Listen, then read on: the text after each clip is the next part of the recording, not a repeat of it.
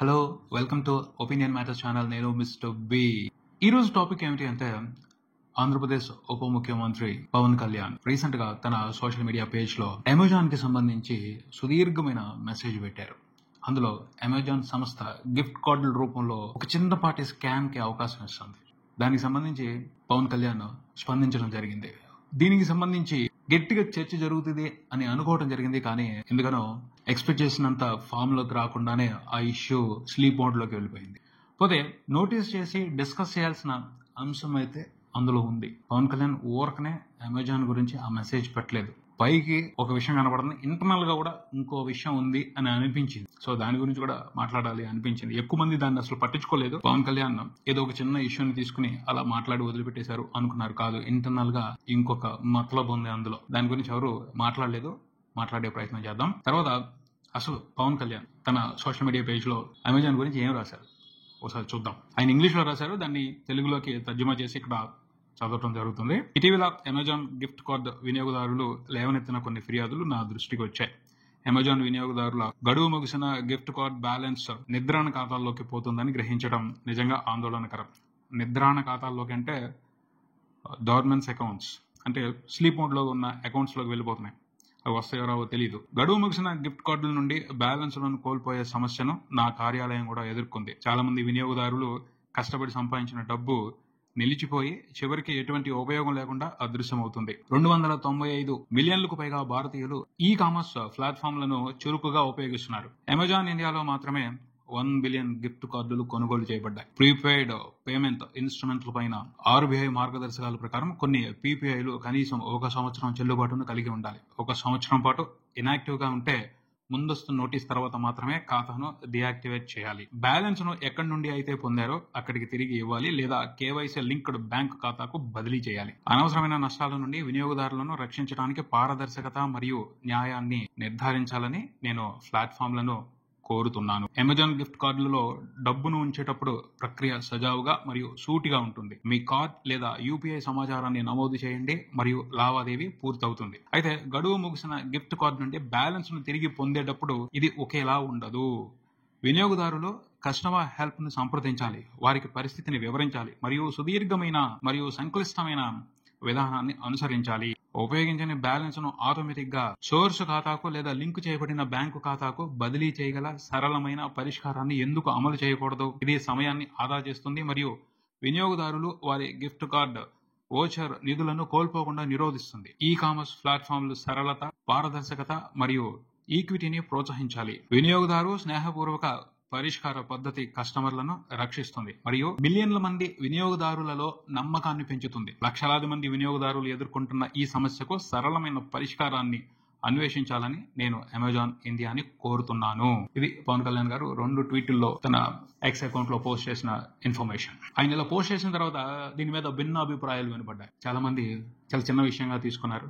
పవన్ కళ్యాణ్ ఏంటి ఈ విషయం మీద కూడా రియాక్ట్ అవ్వాలా అని మాట్లాడారు. కొంతమంది ఏమో రాష్ట్రంలో చాలా పెద్ద పెద్ద సమస్యలు ఉంటే ఆయన తీర్పు చేసుకుని దీని గురించి ఎందుకు మాట్లాడారు, అసలైన సమస్యలను వదిలిపెట్టేసి దీని గురించి మాట్లాడటం ఏంటి, ఇంత ఖాళీ ఉందా డిప్యూటీ సీఎం కి, అన్ని మంత్రిత్వ శాఖలు మెయింటైన్ చేస్తున్నారు, వాటిలో తీరిక లేకుండా పనిచేయాల్సింది పోయి ఇంత చిన్న విషయం గురించి ఆయన ఎందుకు శ్రద్ధ చూపెట్టారు, ఇలా రకరకాలుగా మాట్లాడారు. కొంతమంది అయితే ఒక అడుగు ముందుకేసి మీ దగ్గర ఒక ఆయుధం ఉందిగా దాన్ని ఉపయోగించేయండి, సీజ్ అమెజాన్ అనండి అని కూడా లైట్ గా చమత్కారాలు ఆడారు. పోతే ఇక్కడ ఒక విషయాన్ని అర్థం చేసుకోవాలి. పవన్ కళ్యాణ్ అడ్రస్ చేసింది చిన్న ఇష్యూ అయితే కాదు. తెలియకుండా జనాల డబ్బు దోచివేయబడుతుంది, అంతే కదా. ఇప్పుడు మనకి ఏదైనా అవసరం ఉండి డబ్బులు స్పెండ్ చేస్తే అది విలువ.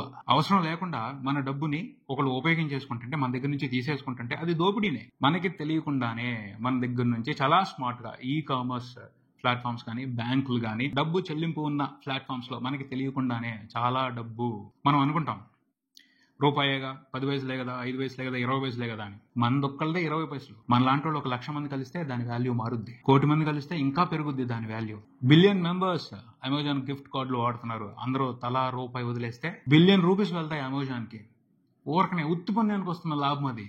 ఎటువంటి సర్వీస్ అందించకుండా తను తీసుకుంటున్న గిఫ్ట్ అది. మనకి గిఫ్ట్ కార్డులు ఇస్తూ తను టిప్ తీసుకుంటున్నాడు. అది ఎంతవరకు కరెక్ట్? నిలదీయాల్సిన అవసరం ఉంది. మనం ఏముందిలే రూపాయిగా 2 రూపాయలేగా అనుకుంటున్నాం. చిల్లర చాలా చేంజ్ చూపిస్తుంది.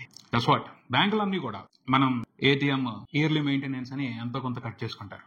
మనలాంటి వాళ్ళు కొన్ని లక్షల మంది ఉంటారు, కోట్ల మంది ఉంటారు బ్యాంకుల్లో అకౌంట్లు ఉన్నవాళ్ళు. వాళ్ళందరి దగ్గర నుంచి ఆ రూపంలో వాళ్ళు బోల్డ్ అంత ప్రాఫిట్ తీసుకుంటున్నారు. అలాగే ఆ ఛార్జెస్ అని, ఈ ఛార్జెస్ అని, మనం రూపాయి పైసల్లో ఉన్నాయని రూపాయి వదిలేస్తాం. అది వాళ్ళకి బెనిఫిట్ అవుతుంది. అలాగే మన దగ్గర నుంచి డబ్బులు తీసుకునేటప్పుడు చాలా ఫాస్ట్ గా ట్రాన్సాక్షన్స్ చేస్తారు, గబగబా జరిగిపోద్ది, అసలు అక్కడ ఎటువంటి డిస్టర్బెన్స్ లో ఉండవు, ఫాస్ట్ గా జరిగిపోద్ది. అది మనకి తిరిగి డబ్బులు ఇచ్చేటప్పుడు మాత్రం ఎందుకు కాంప్లికేటెడ్ ప్రాసెస్ ని ఫాలో అవుతున్నారు, పారదర్శకత ఉండాలి, జవాబుదారితనం ఉండాలి అని పవన్ కళ్యాణ్ క్వశ్చన్ చేస్తున్నారు. తప్పు లేదు అందుట్లో. రూపాయి అయినా సరే రూపాయే వెనక్కి తిరిగి ఇవ్వాలి అంటే తిరిగి ఇవ్వాలి అంతే. సరే, సిస్టమ్ కాంప్లికేటెడ్ గా ఉంది, వాళ్ళు దాన్ని ఒక రకంగా అడ్వాంటేజ్ గా ఉపయోగించుకుంటున్నారు, లాభాలు తీసుకుని ఉండే ప్రాబ్లం లేదు. కాకపోతే దానికి తగ్గట్టు తిరిగి ఇవ్వాలి కదా. సొసైటీకి నువ్వేమిస్తున్నావు అంత బెనిఫిట్ తీసుకుంటా, ఊరికినే డబ్బులు తీసుకున్నావు, దానికి తగ్గట్టు తిరిగి ఏదో ఒకటి చేయాలి సొసైటీకి. శ్రీమంతుడు సినిమాలో ఉంది కదా, ఎక్కువ తీసేసుకుంటే లాభం అయిపోతాం, తిరిగి ఇవ్వాలి. బెనిఫిట్ తీసుకోవటం కాదు, దానికి తగ్గట్టు సమాజంలో ఉన్న యువతకి ఏదో రకంగా ఉపయోగపడే పనులు చేయాలి. ఆ విషయాన్ని కూడా ఇంటర్నల్ గా తన మెసేజ్ తో పవన్ కళ్యాణ్ చెప్పారనే చెప్పాలి. ఎందుకు అమెజాన్ ని టార్గెట్ చేసి ఆ ట్వీట్లు పెట్టారు అంటే, నాకు అనిపిస్తుంది అయితే ఇది కాదో అవునో ఎవరికాళ్ళు డిసైడ్ చేసుకోండి. అదేమిటి అంటే, అమెజాన్ తెలంగాణ గవర్నమెంట్ తో దావోస్ వేదికగా 60,000 కోట్ల వరకు ఒప్పందం చేసుకోండి హైదరాబాద్ లో ఇన్వెస్ట్ చేయడానికి. రకరకాల ప్రోగ్రామ్స్ ఉన్నాయి, వాళ్ళ కంపెనీని ఎక్స్పాండ్ చేస్తున్నాం, దానికి సంబంధించి తెలంగాణ గవర్నమెంట్ తో అగ్రిమెంట్ చేసుకుంది. పక్కన ఉన్న ఆంధ్రప్రదేశ్ తో ఎటువంటి అగ్రిమెంట్లు లేవు, కానీ ఇక్కడ కూడా బోల్డ్ మంది కస్టమర్స్ ఉన్నారు. ఎందుకు ఆలోచించలేదు? ఇక్కడ కూడా ఏదో ఒక యాక్టివిటీ చేయొచ్చు కదా, ఏదో రకంగా ఇన్వెస్ట్మెంట్ పెట్టి ఇక్కడ ఉన్న యువతకు కూడా ఉద్యోగ అవకాశాలు ఇచ్చే విధంగా ప్లాన్స్ చేసుకోవచ్చు కదా. ఈ విషయాన్ని గుర్తు చేయడానికే పవన్ కళ్యాణ్ తన మెసేజ్ తో అమెజాన్ ని హెచ్చరించారు అని చెప్పొచ్చు. పవన్ కళ్యాణ్ చాలా మంది ఆయన గురించి తక్కువ అంచనా వేస్తున్నారు. పవన్ కళ్యాణ్ చాలా స్మార్ట్ గా, చాలా తెలివిగా ప్రతి మూమెంట్ ని ముందుకు తీసుకెళ్తున్నారు. ఖచ్చితంగా ఇది ఒక రకంగా హెచ్చరికే. అంత పెద్ద పొజిషన్ ఉన్న పర్సన్ ఈ చిన్న ఇష్యూని అడ్రస్ చేయడం అంటే ఆ కంపెనీకి చిన్నపాటి హెచ్చరిక జారీ చేస్తున్నారు. అర్థమవుతుందా? మేము ఏం చేస్తున్నాము, మేము మీకు ఇంపార్టెన్స్ ఇస్తున్నాం, మీరు కూడా మాకు ఇంపార్టెన్స్ ఇవ్వాలి అన్న విషయాన్ని ఇంటర్నల్ గా ఆయన చెప్తున్నారు తన మెసేజ్ తో. అది అర్థం చేసుకోవాలి మనం. పవన్ కళ్యాణ్ చాలా సీరియస్ గా పవర్ పాలిటిక్స్ ప్లే చేస్తున్నారు, చాలా స్మార్ట్ గా ప్లే చేస్తున్నారు. చాలా మంది పవన్ కళ్యాణ్ కి రాజకీయం తెలీదు, ఆయన ఇప్పుడిప్పుడే నేర్చుకుంటున్నాడు అనుకుంటున్నారు. నో, ఆయన ఒక క్లియర్ కట్ క్యాలిక్యులేషన్ తోనే పాలిటిక్స్ చేస్తున్నారు. పొలిటికల్ గా ఎదగటానికి ప్లాన్స్ చేసుకుంటున్నారు. మనం అనుకున్నంత, జనాలు చాలా మంది భ్రమపడుతున్నంత అమాయకుడైతే కాదు పవన్ కళ్యాణ్. ఆయన ఇంటెలిజెన్స్ ఆయనకుంది, ఆయన గేమ్ ఆయనకుంది.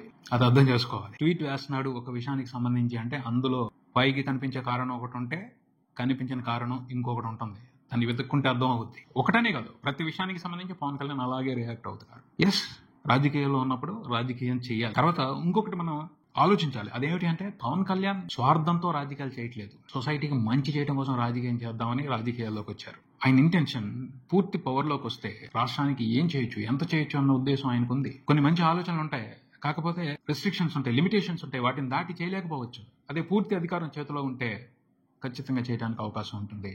ఆయన ఆ దిశగానే అడుగులు వేస్తున్నారు అని ఆలోచించాలి అందరూ. పవన్ కళ్యాణ్ డబ్బు సంపాదించడం ముఖ్యం కాదు, అది ఆయన ఆ దృష్టిలో అసలు రాజకీయాలు చేయట్లేదు. ఆయన ఉద్దేశం ఆంధ్రప్రదేశ్ ని అభివృద్ధి పదంలో నడిపించాలి, ఆంధ్ర ప్రజలకి మంచి జరగాలి, రాబోయే భవిష్యత్తు తరాలకి మంచి జరగాలి. ఈ ఉద్దేశంతోనే ఆయన ఆరోగ్యకరమైన రాజకీయమే చేస్తున్నారు. కాకపోతే రాజకీయం ఉన్న తర్వాత ఎత్తులు పై ఎత్తులు ఉండాలి, అప్పుడే ఆపోజిట్ ని దాటుకుని ముందుకు వెళ్లే అవకాశాలు ఉంటాయి. అంతేగాని ఆపోజిట్ కి సరెండర్ అయిపోతే గెలుస్తారా?